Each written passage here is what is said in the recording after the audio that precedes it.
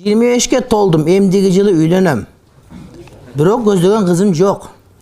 Апам менен телефонда сүйлөшкөн сайын кыздар менен сүйлөштасыңбы, кыз таптыңбы деп сурап атат. Варианттарды айтыңызчы. Убакыт өтүп үйлөнчү күн жакындап атат дейт. Ата-энелердин ушундай айтканы жакшы эмес. Кыз таптыңбы дегени. Анткени ал жаш бала каяктан тапсын аны? Кыз толуп тура, бирок ылайыгын таба албай калат да. Апасы, тайэжелери, тажеңелери, эже карындаштары, жеңелер, бүт аялдар жамааттын бардыгы полный состав команда ишке киришиш керек.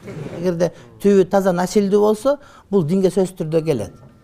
Көп диндарга үйлөнүп кийин бактысыз болуп калгандар да бар, диндар деп, жоолукчан деп, анан жоолугу жок, бирок жакшы жердин кызын үйлөнүп, тез эле урушка түшүп кеткендер да. Ошон үчүн биринчи тарбиясына караш керек. Пайгамбардын осуяты бар, жанагыдай күлдөбөгө, мусорго өсүп калган кызыл гүлдөн сактан